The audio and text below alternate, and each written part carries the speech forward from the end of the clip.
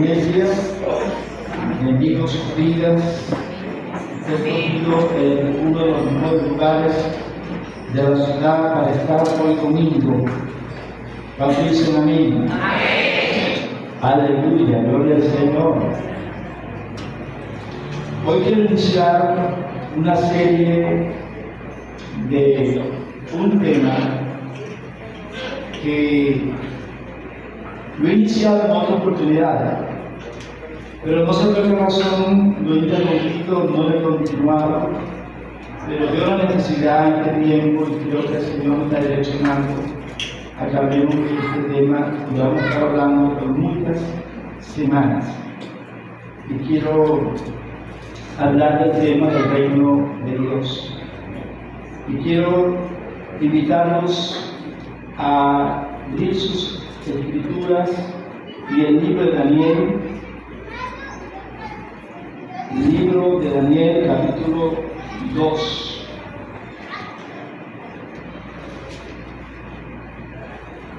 Verso 44.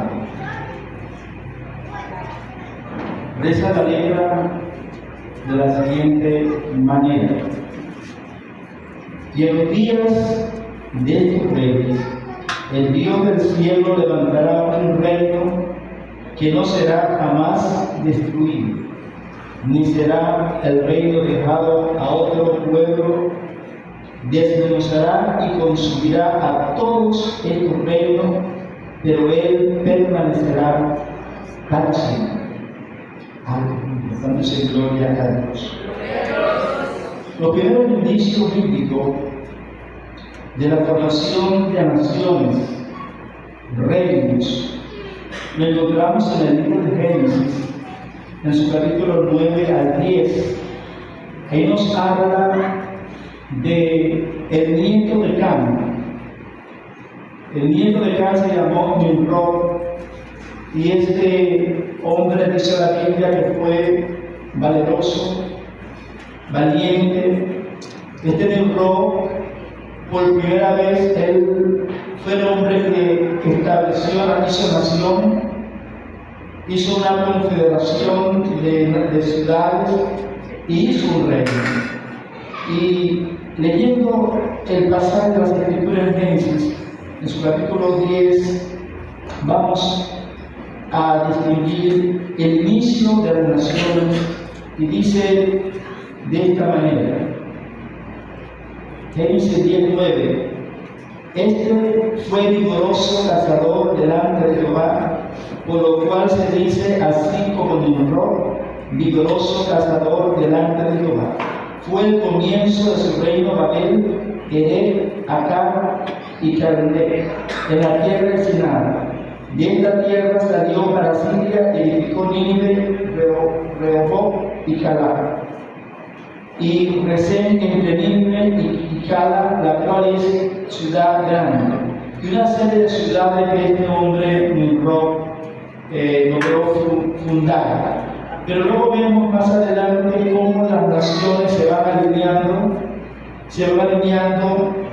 Y en Génesis 14 nos habla ya por primera vez cómo un hombre, un rey llamado Kedorlaomer, organizó una confederación de naciones y fue a pelear con otro reino, con otro grupo de naciones organizadas.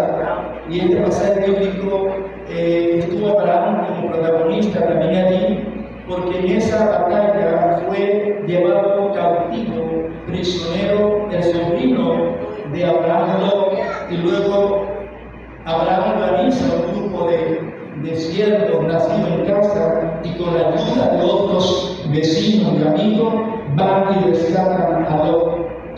Ya vemos entonces formándose confederaciones, naciones, en alianzas culturales, alianzas económicas, alianzas políticas, pero nos llama la atención la visión que Dios tenía de un reino.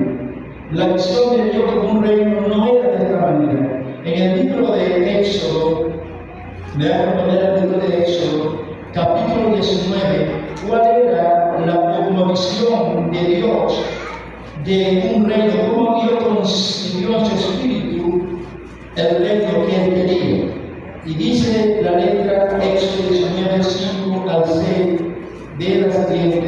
manera. Ahora pues, si dieres oído a mi voz y guardar mi pacto, vosotros seréis mi especial tesoro sobre todos los pueblos, porque mía es toda la tierra. Y vosotros me seréis un reino de sacerdotes y gente santa. Estas son las palabras que dirán a los hijos de Israel. Mientras las otras naciones forman un reino para acumular riqueza, armamento y todas las ambiciones del imperio, Dios quería un imperio, un reino de hombres y mujeres santos, alabados el nombre del Señor, hombres y mujeres apartados para Él, seleccionados, sacados de un ambiente de corrupción para que se dedicaran al servicio del Señor. Esta era realmente la visión que Dios plasma en el libro de lo que es Éxodo, y que esa visión aún permanece. Dios quiere un pueblo santo, una nación santa. Dios quiere un reino de hombres y mujeres que entiendan cuál es su propósito y vivan conforme al modelo del reino, que vivan conforme a los mandatos del reino, que adoren al Rey, por el Señor, y que le sirvan de todo corazón. Ahora, en el libro de Daniel, donde me ocupo hoy del inicio de este tema, quiero, para sintetizar, el rey Nabucodonosor, este rey babilónico, se le fue el sueño, se sintió perturbado, producto de que él tuvo una visión, o un sueño, mejor dicho, donde él vio una gran estatua.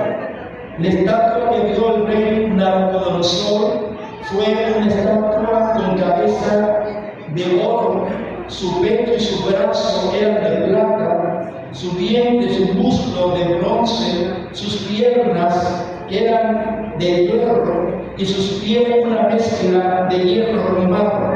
Esa era la visión que el rey Nabucodonosor vio en un sueño nocturno, y esto perturbó su vida. Llamó a todos los magos, agüeros, los hombres que sabían de interpretación del sueño, y ninguno pudo interpretar el sueño porque el rey no se lo contó. El rey dijo: ustedes, si son sabios, ustedes entonces van a descifrar, a decirme qué fue lo que yo soñé. Es algo tremendo eso.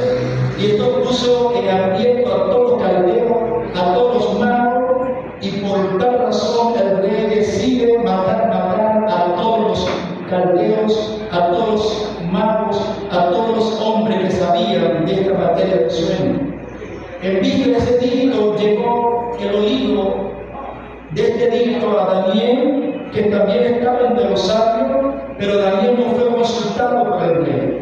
Cuando Daniel se da cuenta de lo que estaba pasando, le dice al secretario del rey: dile al rey Nabucodonosor que yo voy a interpretar el sueño que él tuvo. Y dice que Daniel habló con sus amigos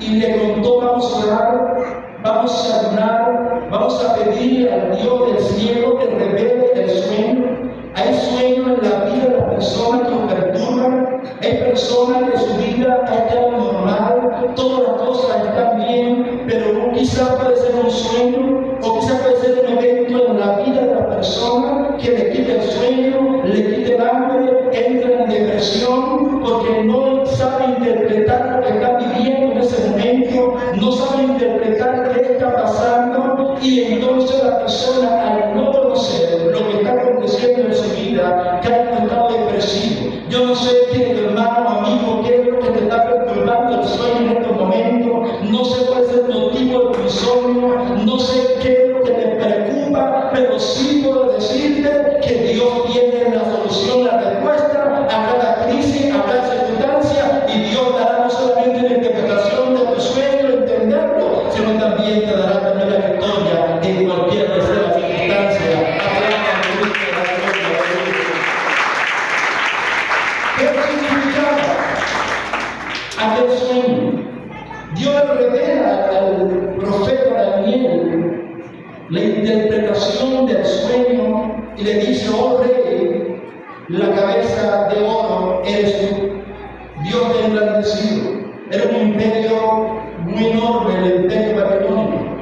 Después de ti vendrá otro imperio que representado con la plata, y ese imperio era el imperio de Ciro, medo-persa. Porque los medo-persas logran luego derrotar al imperio babilónico. Los imperios siempre tienen su tiempo de duración. Ningún imperio humano es eterno. Alabado el nombre del Señor, tiene su tiempo. Y la historia demuestra años, miles de años de imperios que gobernaron en el mundo, pero finalmente hubo una decadencia. Pero es notable entender que cuando se estudia la caída de los grandes imperios, tanto el egipcio, el babilónico, el medo-persa, el griego, el romano, el otomano, el imperio inglés y todos los imperios que han habido, se encuentra que lo que socavó el fundamento del otro imperio fue la corrupción. La corrupción, el pecado sobremanera, es un elemento que la gente lo toma con mucha suavidad. La gente piensa que el pecado es simplemente manipular un deseo de mi carne, que yo quiero complacerme y hasta aquí. Pero el pecado, cuando nosotros manipulamos, lo practicamos, comienza a socavar el fundamento ético y moral de la vida de la persona y comienza un proceso de erosión, un proceso de destrucción, y finalmente la persona queda como escombro, queda sepultado, queda desmoralizado, queda totalmente destruido, porque un día pensó que eso podía manejarlo de otra manera. Ciertamente hay salida para todo, y la palabra de Dios dice que la sangre de Cristo nos limpia de todo pecado. Cualquiera que sea la manipulación que en un pasado usted hizo del pecado, o posiblemente usted, aleluya, hoy lo está manipulando de una forma consciente de que no es lo correcto delante del Señor, y piensa muchas veces que saldrá airoso de la circunstancia, porque ese pensamiento que Satanás te coloca en la mente, ese pensamiento lo colocó en Adán y Eva cuando le dijo a Eva: no vas a morir, no te va a pasar nada, tranquilo, lo vas a superar, eso tú vas a salir victorioso, nadie se va a enterar de esto. Pero finalmente nos encontramos ante la curva de la historia, nos encontramos ante las circunstancias de la vida, la cortina que tapaba mi oscuridad es el rodar de mi encuentro expuesto en mi falta, el nombre del Señor. Pero la sangre de Cristo, si ese es el caso, te limpia de todo pecado, el nombre del Señor, y te da un antes y un después. La sangre de Cristo marca un inicio poderoso para relanzarte, para impulsarte. La sangre de Cristo, no hay pecado, no hay falta, no hay error que la sangre sacrosanta de Cristo de la gloria no pueda borrar. Cuando un hombre, una mujer, la actitud del arrepentimiento va al Señor y confiesa su paso, falta, sus pecados son lanzados a lo profundo del mar. Denle un fuerte aplauso a Cristo de la gloria. Y debía continuar la narración. Después vendrá un tercer imperio, que será de bronce, y representará al imperio greco, el imperio greco-romano, el imperio griego, divisado por Alejandro Magno. Después vendrá otro imperio poderoso que destruirá, que desmenuzará, dice las Escrituras. Y el imperio romano que se estableció después de la caída del imperio greco-romano. Y se estableció. Y hubo 4 imperios. Aquí en la historia, muy notable que la Biblia registra. Son los 4 imperios que la Biblia registra, o mejor dicho, otro mapa que está Egipto, también en su tiempo, el imperio egipcio. Pero a toda esta habla Daniel de un evento que vendría a golpear el fundamento de esa estatua. Esa estatua tenía los pies una mezcla de hierro y barro. Todo imperio es frágil, toda vida es frágil, toda persona tiene una mezcla de barro y una mezcla de hierro. Por muy fuerte que tú seas, aleluya, tú eres formado del polvo de la tierra, y muchas personas tienen pies de barro y también tienen pies de hierro, alabados el nombre del Señor. Y esos pies con barro y hierro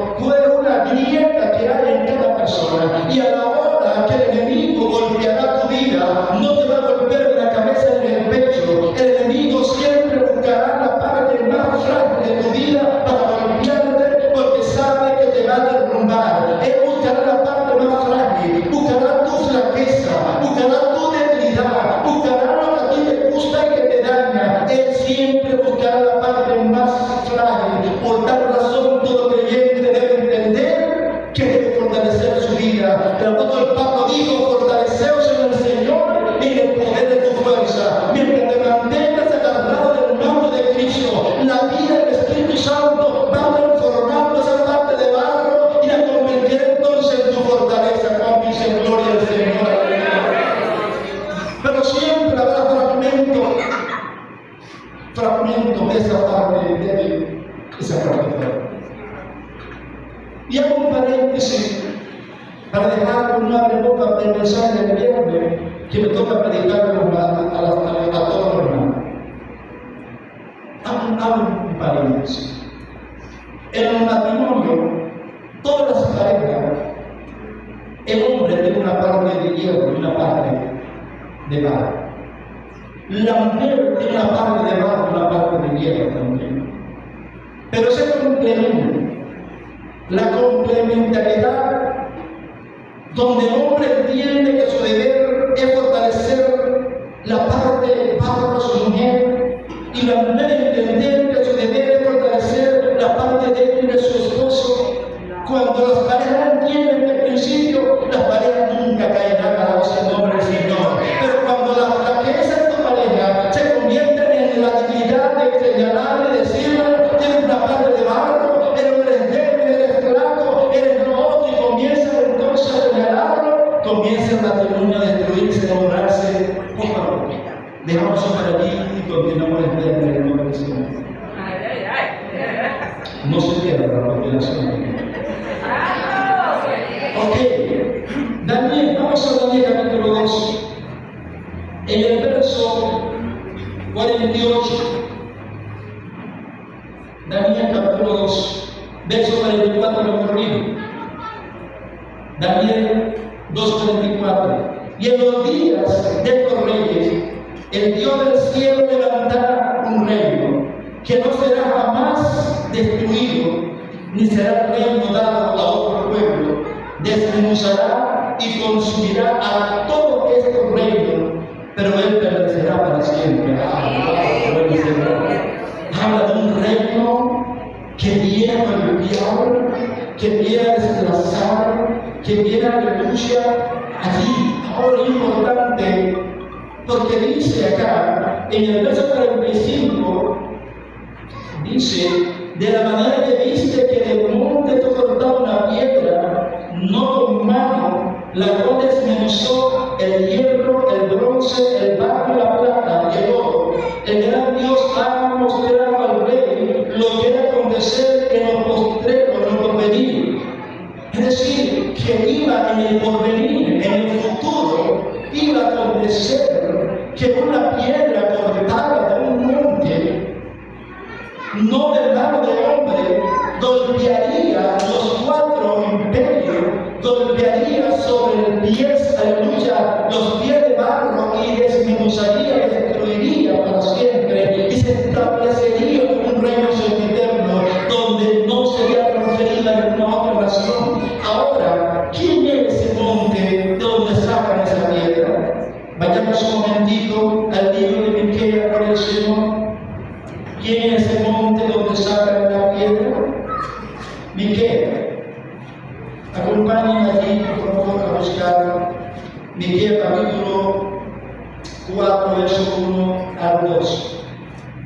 Dice así la letra: acontecerá en los postreros tiempos que el monte de la casa de Jehová será establecido por cabecera de los montes, aleluya, y más alto que los collados, y correrán a él los pueblos.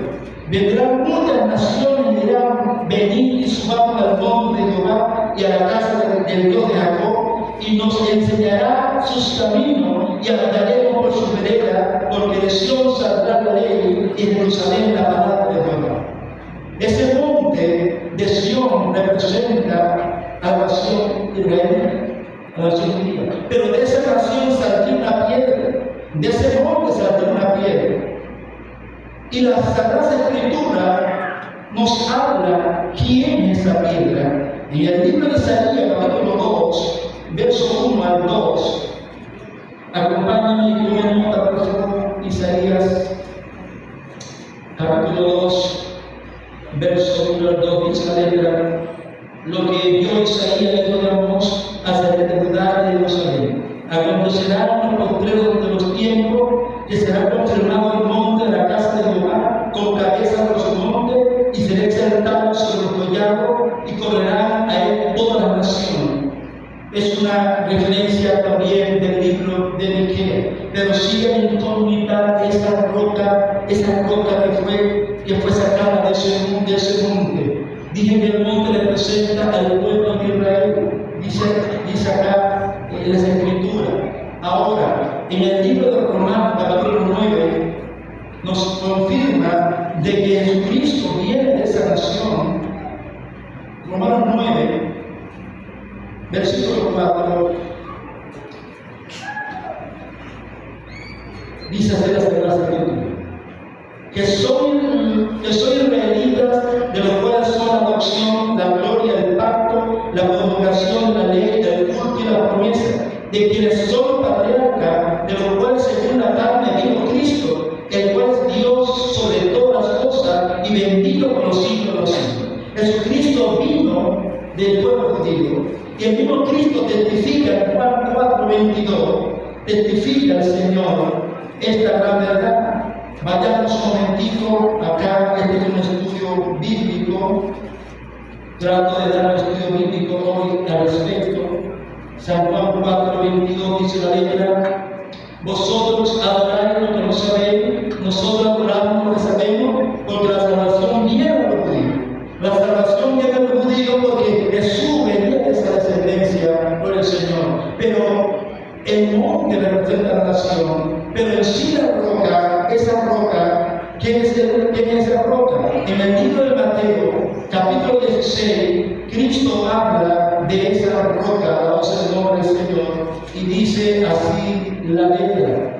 Mateo 16, verso 18: yo también te digo que tú eres Pedro, y sobre esta roca edificaré mi iglesia, y las puertas del Hades no prevalecerán contra ella, alabado el nombre del Señor. Allí hay un juego de palabras. Pedro le dijo a Jesucristo: tú eres el Cristo, el Hijo del Dios viviente. Y Jesús le dijo a Pedro: tú eres Pedro. La palabra Pedro en griego es la palabra Petro.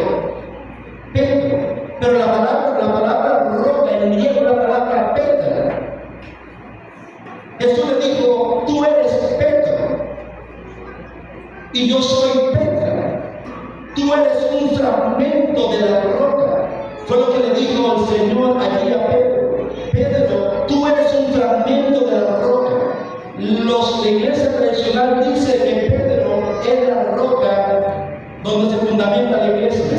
No, la iglesia no puede fundamentarse sobre un hombre. Ya el apóstol Pablo en 1 Corintios, capítulo 3 habla quién es el fundamento de la iglesia, y no habla que fue Pedro, no habla que es un hombre. Él dice que el fundamento de la iglesia es Jesucristo. Primera de Corintios, capítulo 3. Acompáñenme allí y tomen nota.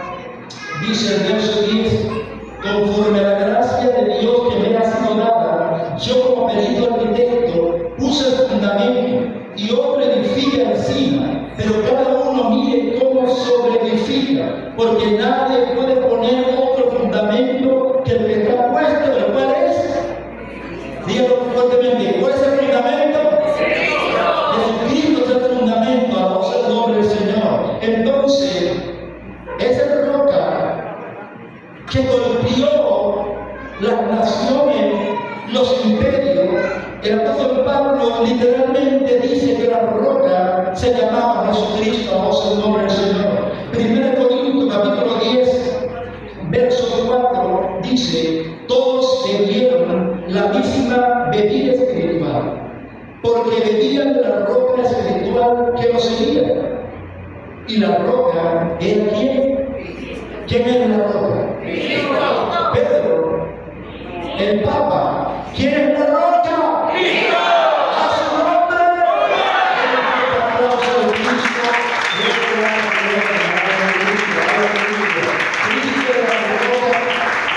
Cristo la roca, aleluya, que según Daniel allí dice que es la roca en un futuro. Esa roca que salió del monte de Sión golpearía y desmenuzaría, destruiría los imperios, todos caerían. Ahora, ¿cuándo va a acontecer esto? Usted era pastor, pero estamos cansados de tanto imperio, de tantos crímenes, porque los imperios tienen una característica peculiar, que los imperios, ellos tienen una fachada de paz, pero detrás todo imperio es violento. Todos los imperios son violentos, son fuertes, porque la palabra reino significa poder, autoridad, superioridad, majestad. Y ningún reino es pacífico. Los reinos en su mayoría son mucho más fuertes cuando tienen armamento y tienen la forma, el mecanismo, cómo someter las naciones y los pueblos. Ahora, aconteció algo, porque este evento futuro, usted puede decir que, pastor, ¿cuándo va a acontecer esto? Yo le tengo a usted buenas noticias, voz en nombre del Señor. Le tengo a usted buenas noticias de este evento, de esa piedra que golpea, que va a golpear, o golpeó, mejor dicho, el Señor. Dice aquí en ese estudio, reino, esa autoridad, majestad, donde se deja en forma clara y categórica la superioridad. El reino es un rey. Ningún reino es incrédulo, ningún reino es débil. Los reinos son determinantes, decididos, avasalladores, demuelen, destruyen, no le importan los obstáculos del presente, matan personas, destruyen naciones, destruyen propiedades. Eso no es problema. Su problema consiste en mantener la armonía, en mantener la fuerza sobre los pueblos, y esa es la visión de todo reino. Los reinos no ceden de forma pacífica, deben ser desplazados con violencia, con fuerza, con autoridad por el Señor. La piedra no podía venir a sobar la estatua, podía venir a golpearla con violencia, la voz en nombre del Señor. Daniel 2:37 nos habla de la característica del imperio, de los imperios, y dice así la letra 2:37. Daniel: tú, oh rey, eres rey de reyes, porque el Dios del cielo te ha dado reino, poder, fuerza y majestad. Encontramos aún una verdad espiritual, que los reyes o los imperios que han gobernado en el mundo no se han autoimpuesto. Detrás de cada imperio hay una mano poderosa que gobierna, que dirige, que direcciona las naciones. ¿Con qué propósito? No lo sé realmente, pero debe decirle que hay una mano, hay una autoridad estricta que gobierna todo el universo, y esa mano se llama Dios. Aleluya. Eres el verdadero Rey de reyes, Señor de señores, eres el soberano de la absoluta. Y este reino dice acá que Dios lo colocó. El reino de los persas que vino y derrotó al babilónico, donde fue Ciro la cabeza. Ciro entendió que fue Dios que lo colocó y lo llamó mi siervo, siendo un emperador pagano. Dios lo llamó mi siervo, porque el siervo no es porque tú seas cristiano, no. El siervo se trata de la obediencia a la majestad, al rey. Cualquier persona, aún de afuera del mundo, que se someta como siervo a Dios, que en obediencia al Señor, será entonces un siervo del Señor Jesucristo. ¿Cuántos siervos del Señor? ¿Cuántos siervos hay aquí? Bueno, vamos a ver.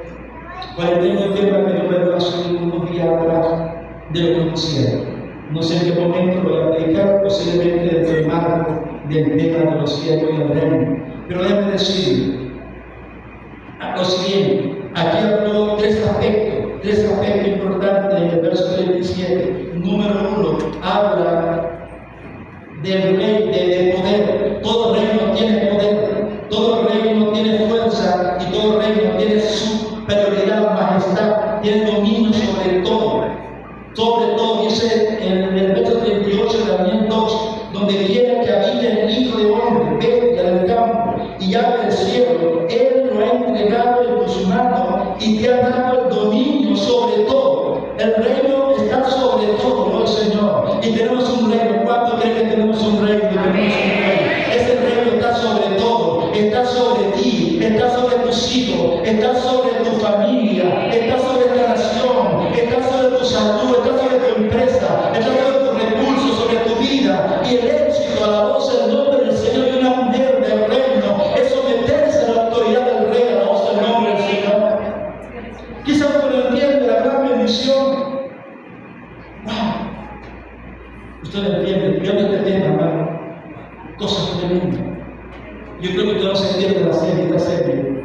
No quiero adelantarme por disciplina, pero vamos a seguir la secuencia de nuestro tema acá.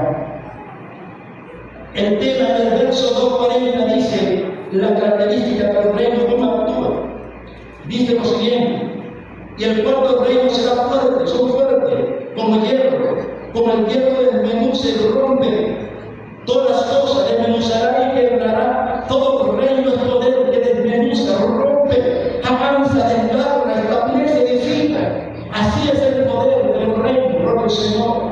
Ahora, en el libro de Isaías nos habla del momento que quiero enfocarlo, pero primeramente quiero leer lo siguiente. Existe una autoridad única en el mundo. Existe una autoridad única. ¿Cuánto lo creen? ¿Cómo se llama esa autoridad única? Jesucristo. Jesucristo. Todos los reinos se lo dieron a Él. Él está, dice Filipenses 2:9-10, dice que Dios le exaltó a como sumo y le dio un nombre que es sobre todo nombre, y ante el nombre de Jesús de Nazaret se dobla toda rodilla de lo que está en el cielo, en la tierra, debajo de la tierra y en los mares. Cuando se gloria al Señor. Ese es el poder de la autoridad del Jesús que nos convoca hoy. Esa es la razón por la cual tú estás aquí. Posiblemente usted viene aquí, no sé por qué motivo, pero la razón por la cual todo creyente va a la casa de Dios es para exaltar a aquel que merece toda la gloria y toda la honra, aquel que merece toda la majestad, toda la fuerza, todo el mérito, todo el serio.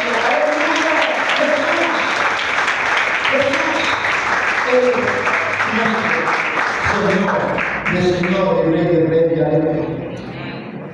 El único en el mundo espiritual que gobierna en forma estricta. Aleluya.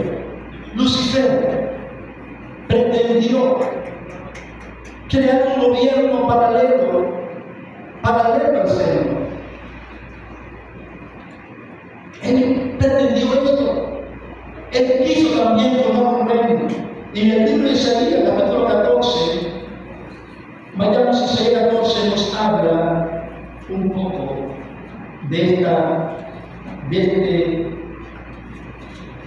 deseo, de este arcángel. 14:12, dice así la letra: ¿cómo caíste del cielo, oh lucero de la mañana? Cortado fuiste por tierra. Tú te debilitabas a las naciones. Tú te decías en tu corazón: subiré al cielo, en lo alto, junto a las estrellas de Dios, levantaré mi trono. En el monte del testimonio me sentaré a los lados del mundo. Sobre las alturas de las nubes subiré y seré semejante al Altísimo. Vea esto, ¿no? Subiré a las alturas y seré semejante al Altísimo. Él quería formar un gobierno paralelo y semejante, ni siquiera de los debajo, sino semejante. Y esto fue la caída del suelo. Y ha sido la caída de muchos imperios, porque los emperadores tienden a inclinarse hacia la deidad, hacia la idolatría, hacia la adoración. Muchos de los emperadores romanos cayeron en idolatría, de considerarse dioses, y la gente lo vendía, ¿no?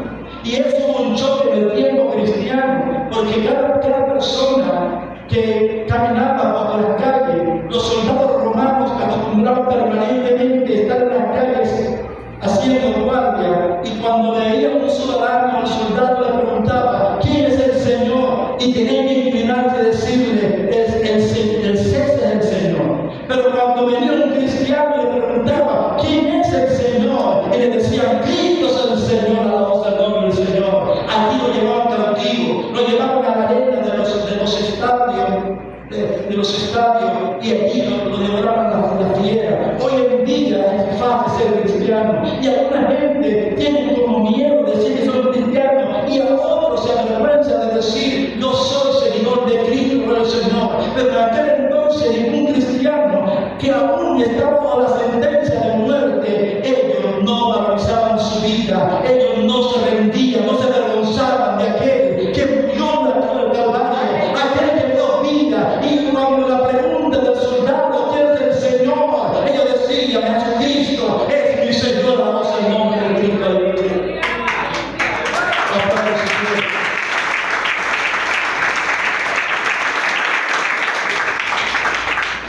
Ahora, cuando Satanás es destronado, él cae en el huerto de Edén, donde estaba Adán. Y cuando él estaba aquí en aquel lugar, cuando Dios forma a crear al hombre, el enemigo estaba allá en el lugar.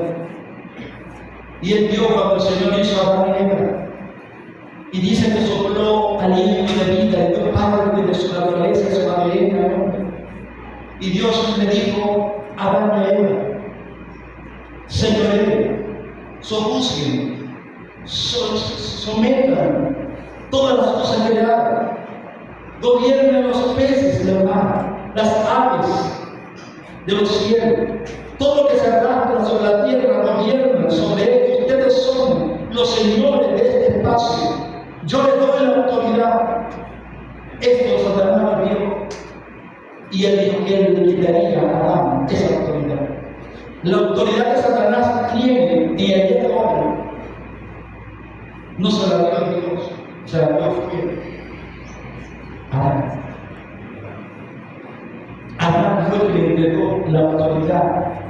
Cuando él pecó, le dio el derecho, la autoridad y la potestad a Satanás de usar la autoridad que Dios le entregó a él. Y cuando Adán peca, le transfiere a Satanás toda la autoridad sobre el hombre, sobre los peces, sobre el mar y sobre todas las cosas creadas. Y bajo esa autoridad Satanás se ha movido a través de la historia. Y él lo expresa. Vayamos un momentico al libro de Lucas, donde el mismo Satanás confiesa que esa autoridad a él se la dio, pero no se la dio Dios, sino fue el hombre.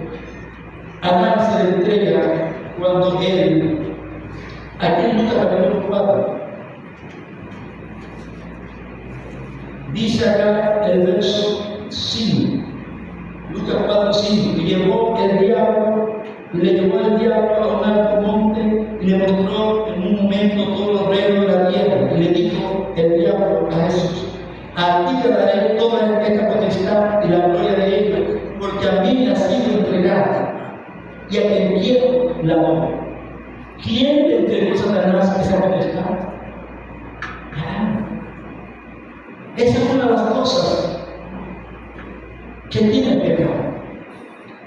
Cuando tú cometes pecado, tú le estás dando a Satanás un pasaporte, le estás dando un derecho legal para que él administre tu vida, administre tu finanza, administre tu familia. ¿Usted cree que el pecado simplemente es algo que pequé y la sangre de Cristo me limpia con pecado? No, hay consecuencias de nuestra falta también. Y a veces usted quiere echar fuera a Satanás de su hogar por las crisis, las circunstancias, pero ya él tiene un derecho legal. Ya tiene un quebrado que usted le colocó allí donde él limpia su inmundicia. Usted le dio, entonces allí realmente no cabe, sino que usted se arrepienta, renuncie y usted retoma realmente la comunión con Dios, aleluya, y comienza a caminar en victoria todos los días de su vida. Y entender que es un pueblo santo, real sacerdocio, pueblo rescatado de las tinieblas, resplandecía las virtudes de aquel que nos llamó de las tinieblas a la luz admirable. Aleluya. Fue a través de la caída de Adán que Lucifer logra tomar esta, ya lo comenté ya. Ahora, el término potestad, le dio potestad a Satanás. Usted se da cuenta que la Biblia siempre, cuando habla de Satanás, siempre habla que tiene potestad. ¿Qué tiene potestad? La potestad es diferente a la autoridad. Porque la autoridad es la que entrega la potestad. Y Adán, como autoridad le entregó la potestad para actuar. La potestad tiene que ver con actuar. El término potestad es dominio, que se tiene sobre una familia, sobre algo, sobre un territorio, sobre una jurisdicción. Tiene la potestad y la autoridad de ejecutarla, porque fue Adán que se le entregó a Lucifer. Ahora bien, el reino de Dios es paz, gozo en el Espíritu. Pero para que esta paz y este gozo ocurra, se debe actuar con la autoridad y la potestad y el poder para destruir las obras y fundamentos satánicos. Ningún creyente puede tener paz si no ha entendido realmente la guerra. Dijo un poeta que nadie puede disfrutar de los elementos de la paz si no ha pasado por los momentos turbulentos de una guerra. El que disfruta la paz es que pasó realmente por una guerra. Posiblemente muchas personas piensan que el cristianismo es paz y amor, pero hay un mundo espiritual detrás de lo que podemos ver que está en contra de tu desarrollo espiritual. Hay un mundo espiritual que se opone, un mundo espiritual que se ha establecido, porque debe decirle que no es cuestión de que usted tenga 20 o 40 años, no. ¿Qué tiempo tiene Satanás en tu familia? Satanás no tuvo dominio sobre el hombre por 4.000 años. Desde Adán hasta que Cristo apareció, Satanás hubo 4.000 años donde hubo gobierno de Satanás sobre el hombre. ¿Qué tiempo tiene Satanás en tu familia o en tu vida? Si usted ve a su ancestro, yo una vez fui a reprender un demonio, el demonio me dijo: yo tengo 300 años en este cuerpo. El muchacho tenía 30 años y entendí que era un demonio generacional que venía de una generación a otra, gobernando una familia. Por eso hay familias que tienen ciertos tópicos, ciertas características peculiares, porque hay protestades que han estado gobernando en su vida, direccionándonos, y siempre hay hecho común que se repite, historia que se repite, cosas que quieren romper, aleluya, pero no se va a romper desde la pasividad, no se va a romper usted tranquilo. Usted tiene que tomar la actitud de entender que hay un mundo espiritual y que tú debes ser violento, que tú tienes que ser entonces agradecido, que tienes que tomar la autoridad que Dios te ha entregado. No puedes vivir un cristianismo pasivo. No hay un mundo espiritual a la voz del nombre del Señor, y ese mundo espiritual se activó. ¿De cuándo se activó ese mundo espiritual? Vamos a leer el Juan, Mateo capítulo 11 de Mateo. ¿De qué momento esto comenzó a ocurrir? Mateo 11, aleluya, verso 11 y verso 12.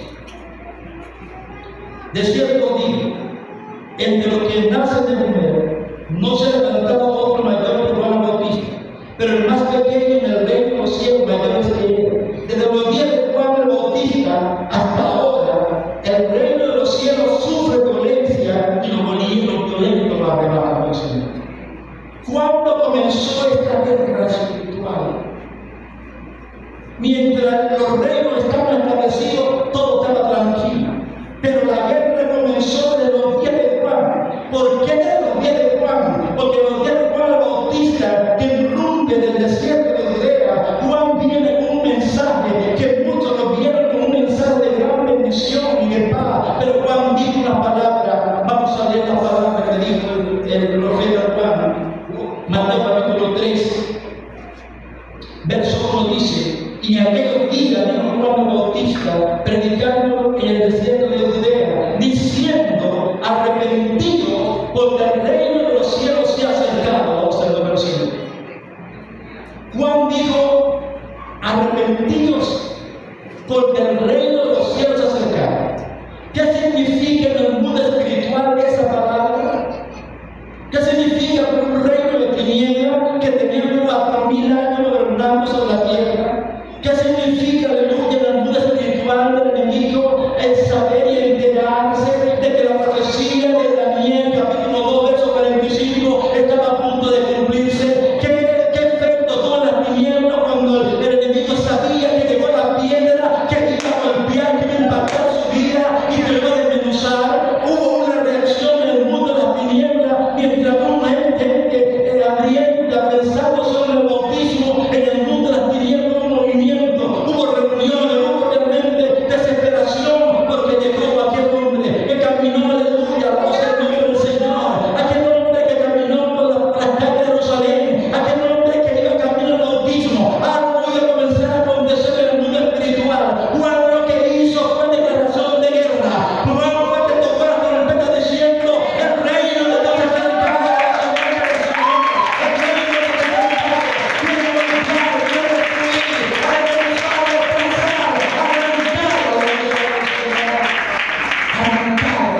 Lo que estaba realmente establecido. La gente dio el arrepentimiento, la nueva oportunidad, pero por otro lado había un efecto espiritual, aleluya, de lo que iba a acontecer. Y comenzó el movimiento. ¿Y cómo hacemos? ¿Cómo detenemos a este hombre? Esa es la piedra de Satanás. Aquí lo dice: es la piedra, la voz del nombre del Señor. Entonces Satanás dijo: vamos a hacer una cosa para detenerlo. Vamos a llevar que comete algunos pecados que cometió Adán. Adán cometió el pecado de la desobediencia. Vamos a llevarlo a la desobediencia para mantenerlo en el poder. La desobediencia en tu vida mantiene a Satanás en el poder. La desobediencia en tu vida mantiene la pobreza, mantiene la miseria. La desobediencia en tu vida mantiene crisis en tu vida. No piense, aleluya, que usted levantando las manos en desobediencia que recibirá grandes cosas del Señor. No. Primero, aleluya, mejor es la obediencia que el sacrificio a la voz del nombre del Señor. Hay personas que es más fácil ayunar 40 días más uno. Hay personas, aleluya, que es más fácil hacer grandes sacrificios, pero la obediencia le cuesta a muchas personas, porque la obediencia va en contra de tus intereses, va en contra de lo que tú crees, lo que tú quieres. Pero cuando nos sometemos a Dios, la obediencia a las cosas, los cielos se abren, aleluya, para derramar bendición sobre tu vida hasta que sobreabunde. Ahora el Señor, el Señor.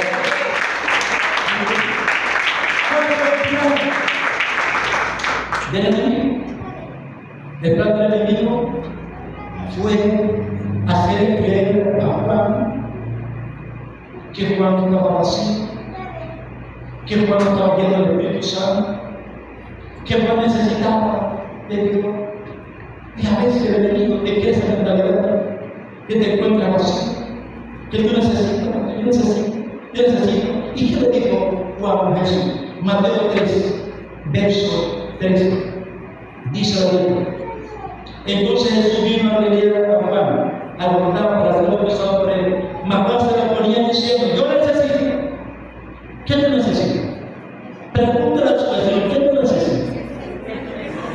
Ten mucho cuidado. Ten mucho cuidado con lo que tú necesitas. Ojo con esto. Ten mucho cuidado con lo que tú necesitas. Y si lo que tú necesitas está todo con la voluntad del Padre, si lo que tú necesitas es realmente lo que tú requieres, porque hay gente que necesita para ser feliz, que le den un peso todos los días en el coche. Hay gente que necesita un carro, un modelo para ser feliz. Hay gente que necesita un galán, montado, un corcel blanco para ser feliz. Hay gente que piensa que la felicidad es tener dentro del bolsillo. ¿Qué tú necesitas realmente? Y tú lo sabes realmente, que tú estás bien y que tú tienes todo lo que el Señor necesita. Tú lo tienes todo, absolutamente todo. Porque en Cristo Jesús no nos falta absolutamente nada. Y lo dijo el apóstol Pablo en Colosenses 2:13: en Cristo está completo la voz del nombre del Señor. ¿Cuánto está completo? Entonces, el plan del enemigo es llevar a Cristo a desobedecer. Y utilizó al profeta Juan. El enemigo utilizará a alguien para que te desobedezca. Usted dirá, no, yo siento porque el pastor me dijo. Si yo le digo algo a usted y le encuentra la palabra, no está obligado a hacer. Usted tiene que agarrar consejos que dice la palabra, y todo hombre de Dios debe aconsejar conforme a la palabra, y la ley está en nuestra boca para meter al pueblo a la victoria, no le enseñamos nada de Dios. Yo necesito, y Jesús le respondió, mi cobertura urbana, tranquilo mi profeta, es necesario que se cumpla todo lo que dice.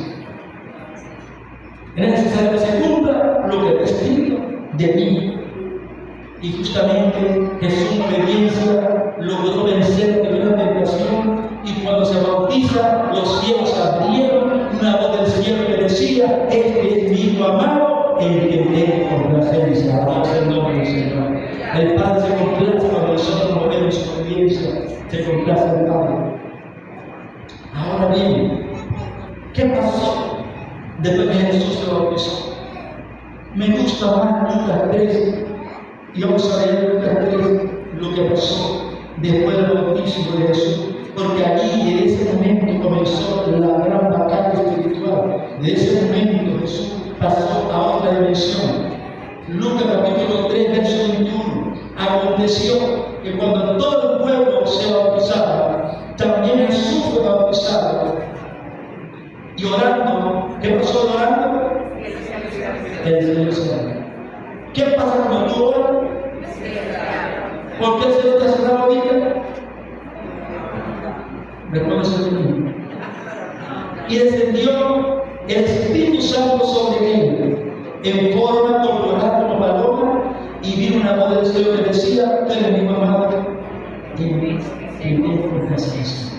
Vino sobre él la unción y el poder del Espíritu Santo. Esto nunca había acontecido en ningún hombre en el Antiguo Testamento.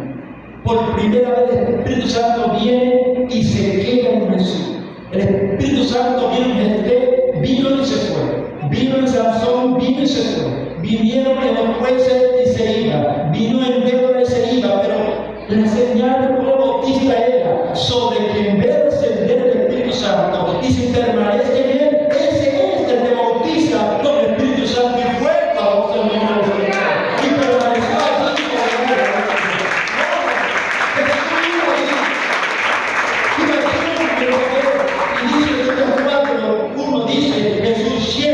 El Espíritu Santo volvió del Jordán y fue llevado por el Espíritu al desierto. Y dice Lucas 4:14, Jesús volvió en el poder del Espíritu a Galilea y difundió su fama por toda la tierra y alrededor.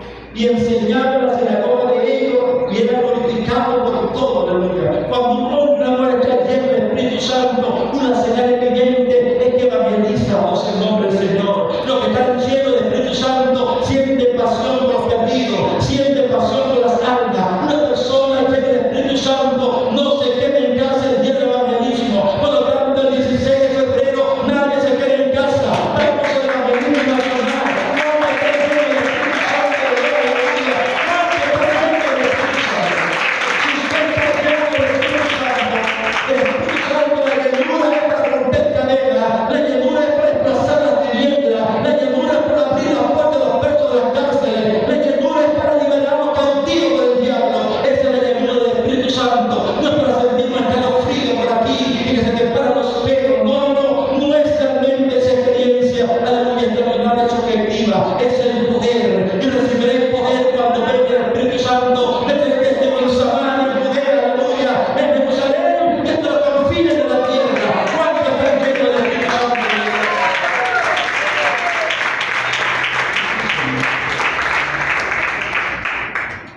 Y cuando Jesús, lleno del Espíritu Santo, fue a la iglesia, un pasaje normal y corriente que lo habían leído por miles de años los sacerdotes, Jesús lo leyó y dijo lo siguiente. Y se le dio el libro del profeta Isaías, verso 17, del capítulo 4 de Lucas. Habiendo abierto el libro, halló el lugar donde está escrito: el Espíritu del Señor está sobre mí, por cuanto me ha ungido para dar buenas nuevas a los pobres, me ha enviado a sanar a los quebrantados de corazón, a pregonar libertad a los cautivos y vista a los ciegos, y poder libertar a los oprimidos y a predicar el año agradable del Señor, aleluya del Señor. Desde ese momento comenzó la guerra. ¿Sabe que toda guerra tiene un momento de comienzo?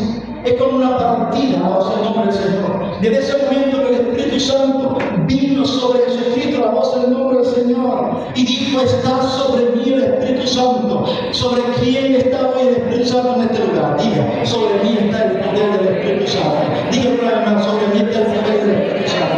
Posiblemente usted se sienta vacío, posiblemente se sienta sin fuerza, pero cuando usted declara la palabra, porque dice la palabra del Señor, aleluya, que usted recibió el Espíritu Santo del momento que usted creyó, usted tiene dentro de usted el Espíritu Santo. Lo que necesita es la comunión con el Señor, necesita embriagarse de Él. ¿Y cómo se embriaga una persona? Con una copa, con dos, tres, cuatro, y compra otra botella. Si usted quiere embriagarse del Espíritu Santo, ore hoy, ore mañana, ore mediodía, ore en la noche. Venga a la cuna de mañana, aleluya. Conéctese en los estudios bíblicos, venga a la iglesia. Usted se va a llenar del Espíritu Santo de Dios.